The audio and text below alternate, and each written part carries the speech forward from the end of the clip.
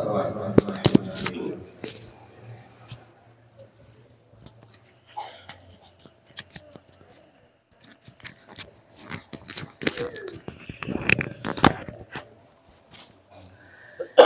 Assalamualaikum warahmatullahi wabarakatuh. Waalaikumsalam warahmatullahi wabarakatuh. Alhamdulillahilladzi hadana li hadza wa ma kunna linahtadiya laula an hadanallah. Asyhadu an la ilaha illallah wahdahu la syarika lah wa asyhadu anna sayyidana wa nabiyyana Muhammadan abduhu wa rasuluh. Allahumma shalli wa sallim wa barik wa karrim ala sayyidina Muhammad wa ala alihi wa ashabihi ajma'in. Wa qala ta'ala fi kitabil karim wasdaqul qailin. A'udzu billahi minasyaitonir rajim. Qala subhanaka lana illa ma 'allamtana innaka antal alimul hakim. Wa qala rabbi rabbi sadri wa yassir li amri wa hlul 'uqdatam min lisani yafqahu qawli bi rahmatika ya arhamar rahimin. Sadaqallahul azim, sadaqa rasul habibul karim, wa nahnu ala dzalika minasyahidin wa syakirin, amma ba'du. Ya, sama-sama kita muliakan dan dimuliakan Allah Subhanahu wa taala, para habaib, para syaratnya, para jurid baginda Nabi Muhammad sallallahu alaihi wasallam dimanapun mereka berada. Wabil khusus yang hadir kepada kita ya Saudara Husin bin Hamzah Al-Habsyi dan para hadirin lainnya. Kita tidak menyebut satu-satu, mudah-mudahan tidak melanggar hormat dan ta'zim kepada mereka semuanya. Harapan kita semoga kehadiran di dunia baginda Nabi majelis kita mendapat barakah daripada Allah Subhanahu wa taala dan dapat nazar pada baginda Nabi Muhammad sallallahu alaihi wasallam. Semoga Allah Subhanahu wa taala rahmat kepada kita semua. Amin Allahumma amin. Para alim ulama, guru-guru agama yang hadir tengah-tengah kita semuanya, kita doakan para habaib, para guru kita, semoga Allah berikan kesehatan, Allah berikan rezeki yang banyak, dan Allah kabulkan semua apa yang diniatkannya, dan semoga Allah Subhanahu wa taala mersulahi daripada husnul khatimah. Para bapak ibu hadirin sekalian juga demikian.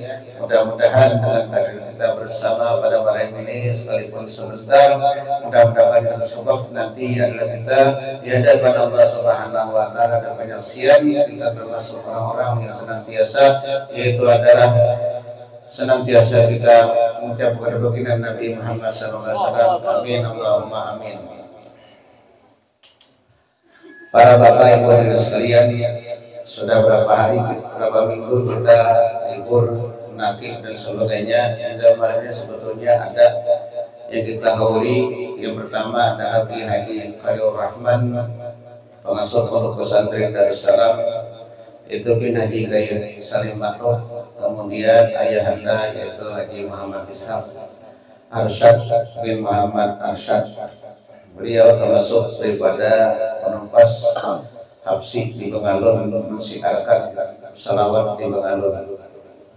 Kita doakan semoga mereka yang dalam kuburnya, baik kedua orang tua kita yang sudah kita doakan semoga mereka senantiasa dosanya Allah Subhanahu wa taala, dan Allah tempatkan mereka dengan tempat yang bermanfaat di sisi Allah Subhanahu wa taala. Amin Allahumma amin. Alhamdulillah. Kita sambung, yaitu adalah pembacaan kita kemarin. Kita masalah fadilah orang yang menuntut ilmu atau belajar ilmu agama.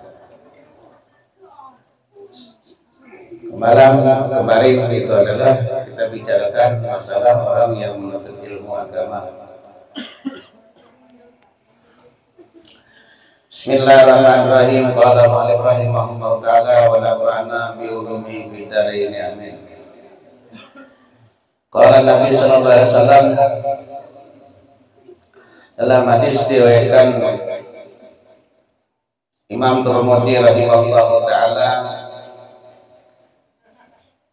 ma abadallahu bisyai'in abdala min fikhin fiddin wa li baqihi wahidun asyaddu ala syaitan min alfi abidin wa li kulli syai'in imadun wa imadu hadzal din al-fiqh. Yang artinya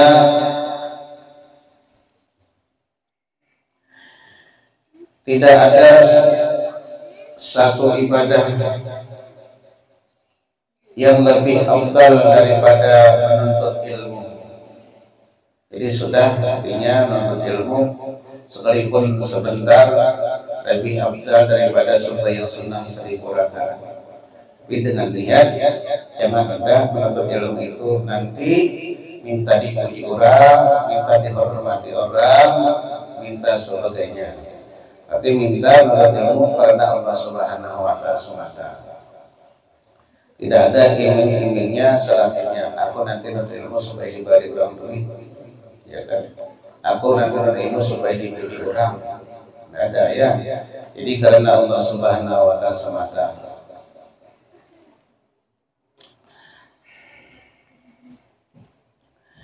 Yang abdal adalah menuntut ilmu. Seorang yang mengerti ilmu atau seorang yang ahli fikih susah, kesulitan bagi syaitan menggoda, mengganggu. Susah bagi syaitan menggoda ataupun mengganggu, menyesatkan dalam ibadah dari 1000 orang yang ahli ibadah tanpa ilmu. Ya. Wa kullu man bi ghairi ilmin ya'malu amaluhu mardudatun la tuqbalu. Ya kan? Wa kullu man bi ghairi ilmin ya'malu, tiap-tiap orang itu beramal tanpa ilmu, amaluhu mardudatun la tuqbalu. Bermula amalnya tidak diterima, bahkan ditolak.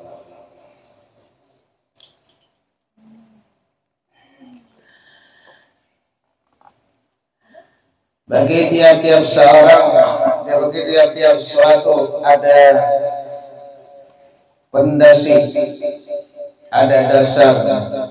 Jika ingin kuat dan sempurna pondasinya, ilmu. Apapun ilmu, ya. Hendak sakit dari ilmu, hendak nyaman dari ilmu juga. Tiada yang kuat di dalam agama ialah mengerti ilmu agama. Bukan ibadah hanya ikut-ikutan saja, artinya semata. Bukan hanya umpat-umpatan aja. Itu hanya berumpat-umpatan aja serba salah. Tapi memang kalau tidak ikut-ikutan dulu tidak bisa. Memang ikutan dulu anak-anak ikut dulu, udah tahu dia. Oh ini boleh kadang-kadang. Ya kan batal kadang-kadang. Padahal ikut dia dulu, tapi sambil belajar.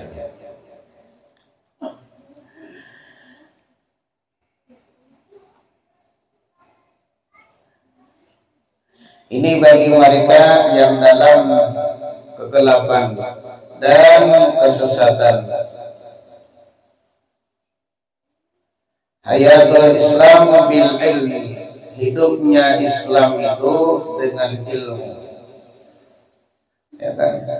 Banyak sudah nambah ilmu diambil Allah Ta'ala. Allah tidak dia mencabut ilmu illa biqadril ulama. Allah itu tidak akan mengambil ilmu, mencabut ilmu seseorang illa biqadril ulama, terkecuali mematikan para ulama. Kematian ulama siapa lagi pelajari sehendaknya membaca Quran diartikan samaunya aja, asal tidak cocok ya sudah, bukan itu. Ya. Ada asal usulnya turun ayat.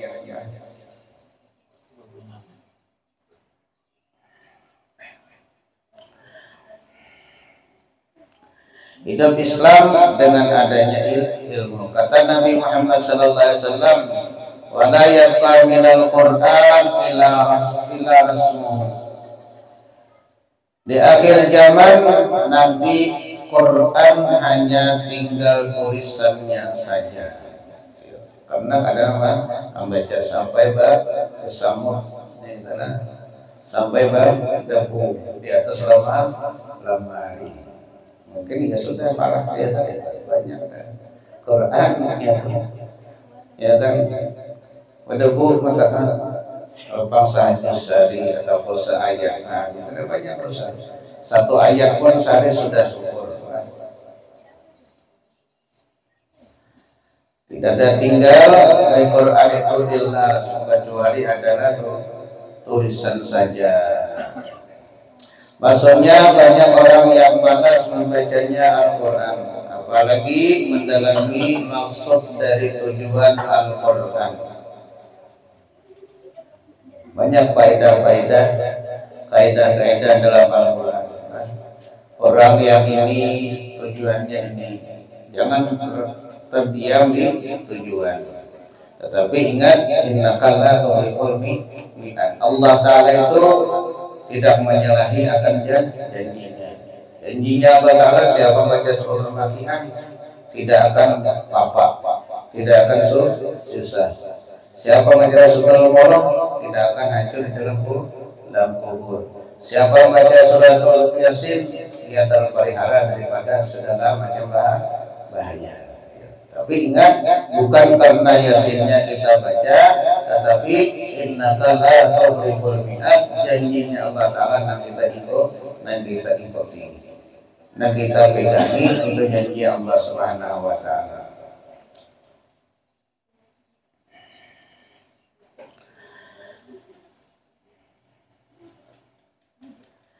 Di akhir zaman masjid mereka indah, ya kan? Dia masjid sekarang lah.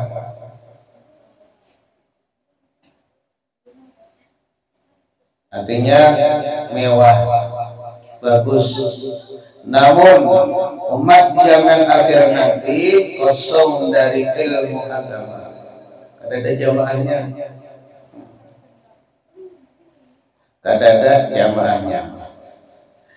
Mereka hanya bermegah-megah, semua tanpa ilmu agama. Sabda Sayyidina Umar bin Khattab radhiyallahu anhu berkata,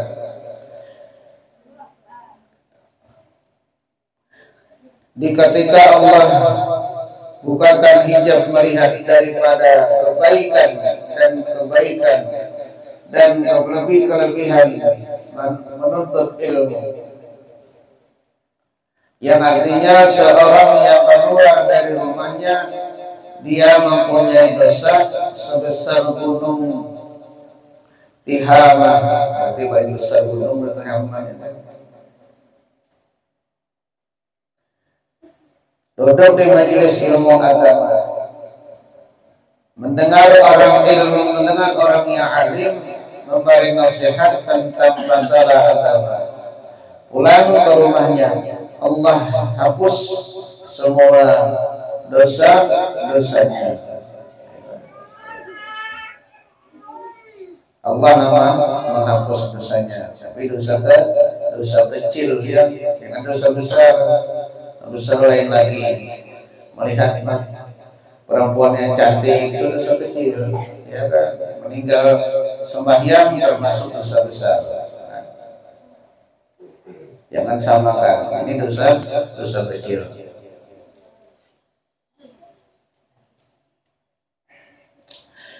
Janganlah engkau jauhi majlis ilmu, karena Allah memandang dengan rahmat dan ridha-Nya. Kita harapkan rahmat Allah dan ridha Allah kita harapkan duduk di majlis ilmu. Majlis ilmu lebih mulia daripada semua tempat di bumi.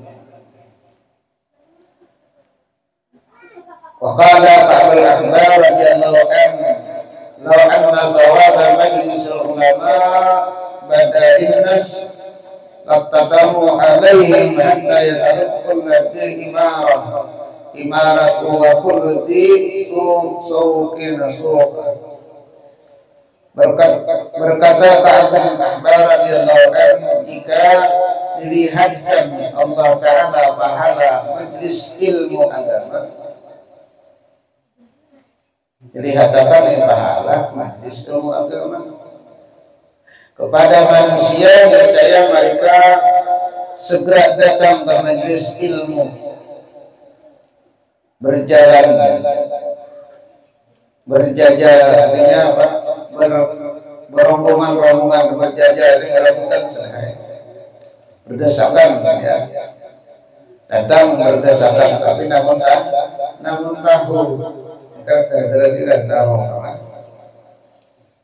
Maka yang berkuda dudukkan, meninggalkan kuda, pejabat meninggalkan jabatannya, pedagang meninggalkan dagangannya. Tapi nanti mentahu kelebihan keutamaan orang yang belajar di majelis, datang ke majelis ilmu, namun tahu siapa salah ulama juga. Jangan orang serahkanlah kita anak agama mengadakan. Jadi jangan orang serahkan dulu kita kadang memadahi. Menuntut ilmu lebih afdal daripada salat sunnah 1000 rakaat dan lebih afdal daripada berwirid.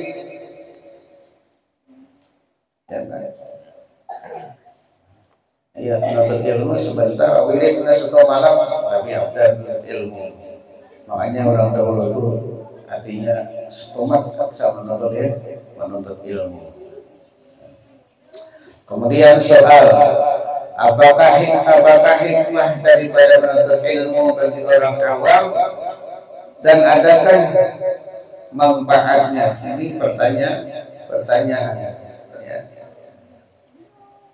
Karena ada orang tidak paham, sudah juga menuntut ilmu kali bertambah banyak godaan. Ya kan? Memang orang menuntut ilmu karena banyak pahalanya, banyak cobaannya, banyak halangannya, malas. Ya kan, karena banyak faedahnya. Ya. Sudah sembahyang berjamaah bertambah susah misalnya. Ada, janganlah sia-sia. Hikmah menuntut ilmu bahwa dosa diampuni Allah. Satu, ya kan? Orang menuntut ilmu dosa diampuni Allah. Para malaikat ridha dan senang, serta memintakan ampun. Ini perlu lah. Jangan kita minta ampun sendirian. Kita minta ampun astagfirullahaladzim, astagfirullahaladzim. Minta ampun juga. Laksanakan untuk ilmu ini.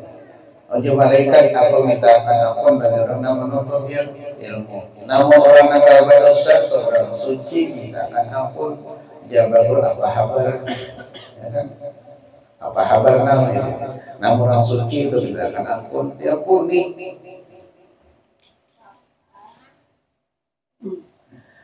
Nah, jadi adalah orang yang menuntut ilmu, kita diampun mintakan ampun bagi orang yang menuntut ilmu oleh malaikat.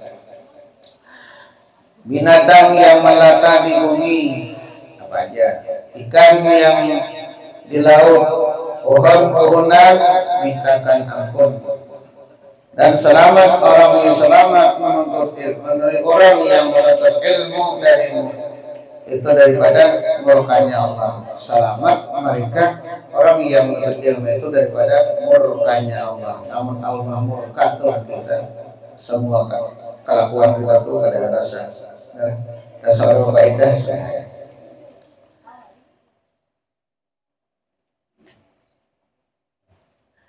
Dan terhindar dari kotoran dan terhindar dari kutukan Allah Subhanahu wa taala. Manfaat menuntut ilmu ialah jika beramal ibadah ada kesalahan dan kekurangan, dengan keadilannya Allah Tuhan menerimanya. Jadi Allah tetap menerimanya, namun kita sambil belajar sambil berilmu sampai beribadah. Tapi orang beda ibadah menuntut ilmu ada. Sudah tadi kita coba dibicarakan itu kalau syairnya kan. Ada kesalahan dan kekurangan, dengan keadilan Allah menerimanya. Karena mungkin beliau mendengar atau belum sampai pembicaraannya. Dan apabila orang yang hanya ibadah karena tidak menuntut ilmu tersalah, tidak dengan syarat sah ibadah, dan tidak tahu dengan rukun-rukun, dan tidak tahu cara bacaan yang benar, maka ibadahnya tidak akan diterima Allah, dan ibadahnya bisa menjadi dosa dan laknat. Na'udzubillahi min dzalik, yang demikian itu. Seperti inilah soalnya perintah. Yang nanti adalah ilmu fikih, adalah ilmu syariat, itu Imam Syafi'iyah. Soal berapakah ilmu yang wajib dituntut oleh seorang muslim? Ya, ini supaya tahu, karena mereka akan menuntut juga. Anda bisa membayangkan mencari juga. Jawabnya, ilmu yang wajib dituntut ada tiga perkara, ada tiga macam. Yang pertama, ilmu fikih atau ilmu syariat. Artinya tahu tata cara, sebab tata cara itu bacaan tata fikih. Yang kedua, ilmu tauhid, ilmu ketuhanan, sifat 20. Cukup 50 akaid. Ya kan, cukup 50 akaid. Namun sempurna 66 akaidul iman.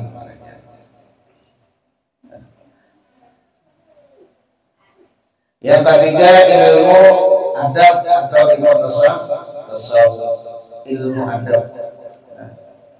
Sembahyang itu cukup, mulai usalli itu sudah cukup ada ya. Mulai usalli bacanya fikih, ya kan? Menyerahkan kita sembahyang semuanya kepada siapa? Allah Ta'ala tahu, tauhid. Kadang kesana kemari tegak kepada kita, ya kan, ilmu adab. Cukup sudah situ. Memang apabila tidak ada dalam sembahyang, kosong sudah. Baik kosong membatal. Adapun yang lain daripada yang tersebut, maka hukumnya sunnah. Melainkan jika seorang ingin melakukan sesuatu, sebagai contohnya seseorang ingin nikah, wajib dia tahu aturan akad nikah, dia pelajari masalah nikah. Masalah haji, wajib dia pelajari menaik haji.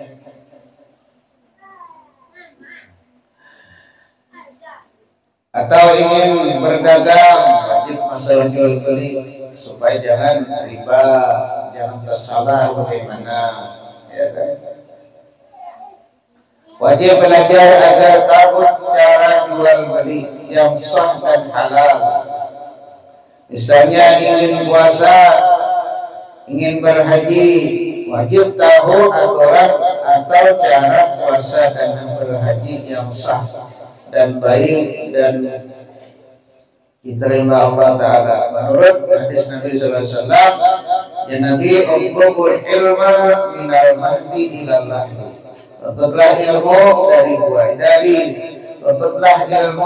dari buayan sampai ke liang lahat. Sampai yang liang lahat soalnya. Rakin lagi jari, rakin itu kamu dapat si A yang kita rakin itu supaya rasa berhadapan malah jadi, rasa berhadapan orang yang kita lakukan. Jadi terangkan sedikit masa berhadapan itu tanyakan sebelum dia. Itulah. Sedikit ini mudah manfaat kepada kita semua. Mudah-mudahan kita buka hati kita, kuat iman kita, senang untuk menjadi majelis taklim yang aja. Tidak kita bedakan, jangan sampai kita membedakan guru yang satu dengan yang satu, karena apabila kita membedakan, nantinya akhirnya hasilnya cuma itu siksanya Allah Subhanahu Wa Taala akan kita hadapi. Ini masuk neraka. Usia itu ta'alim pada ini, jangan terus sampai jadi saya itu ya.